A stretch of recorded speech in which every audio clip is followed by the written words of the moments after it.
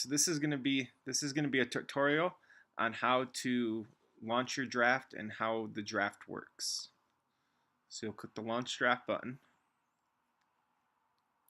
It will then load your screen up to the ESPN Fantasy Draft.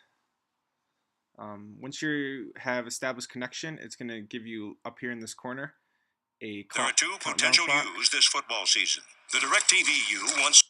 It's also going to probably play an ad first that's going to pop up. Once the ad is done, then it will begin. So if you look up here, you'll see this countdown clock still going.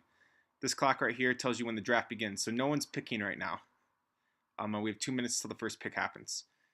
So if you look up here at this bar, this is the bar where everyone's team will be and the order that you pick in. So it's a random order that's drawn. So I drew second in the pick, which means that in the second round I'll pick 15th. Third round I'll pick second again.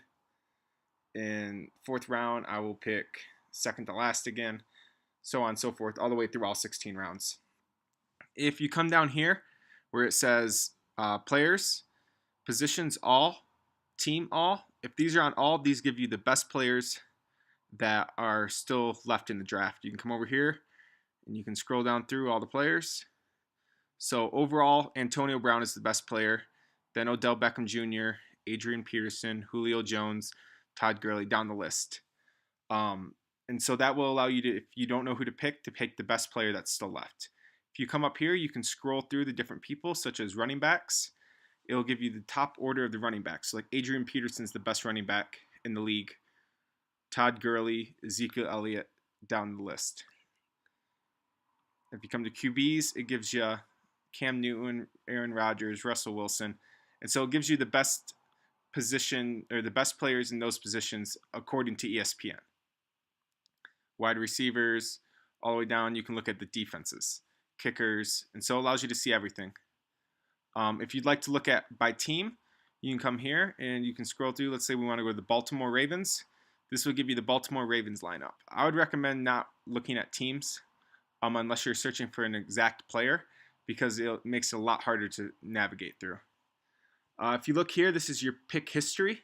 This will tell you who has been picked, not your picks so much, but all the players from every team that's up here in what order they were picked in. This is your pick history in your draft results.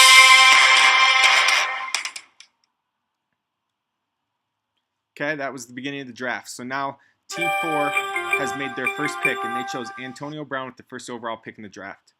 I now have a minute 30 left on the clock. We will have a minute, but with the minute 30 left on the clock, I now take whoever I want to choose. So naturally, if I leave it on auto pick or I don't pick anybody, it's going to take the second overall, which is Odell Beckham Jr. But I want to take Julio Jones. So if you click on his name, it'll pop up Julio Jones in the selected player area. Then you can go over to this red button where it says draft players or draft player. You can click draft player and it'll populate down here with the pick history of Julio Jones. And then if you go over to your draft results under wide receiver, you'll see that it populated Julio Jones. Now this will go whoever your player is. So if I would have picked Todd Gurley or Odell Beckham Jr., it would have populated their name over here for the person that I picked. Now let's say you're waiting for your next player, their next pick to come up, which for me is until the 15th pick. I can scroll through and view who might be possibilities to be picked next. Let's say I think Adrian Peterson's the next best choice. So I'm just going to watch him because more than likely he's going to be picked up by another team. So as we sit here and we wait for the countdown clock for this person to pick, we will see who they're going to take. If you click here on draft summary, it tells you basically the same thing as the pick history, which team took what player and what number pick. I'm team 7 in this case, and I took Julio Jones as the number 2 overall pick. Another easy thing to do, let's say you know a player you want. Let's say you really want to get Cam Newton. You can type in Cam and click search, and it's going to populate names, all the names that have Cam in it. So Cam Newton pops up first. You can highlight his name, and when the next time it comes up and you want to draft him, if he's still available, just make sure that his name's highlighted. He's up in your bar, and you click draft player. Okay, so perfect. So Adrian Peterson was just taken. as the overall player for the 4th overall. So let's say you want to get back out of this and back to everyone. You just click clear. And it's going to take you back to the all position players and the best ones that are still left. So Todd Gurley's the next best choice that you can take according to ESPN. You'll do this throughout the whole draft, through all 16 rounds. We'll have 12 players in each round versus this 8-player league. And that's pretty much how it works. And it'll just keep going back and forth through the snake until we've done everything.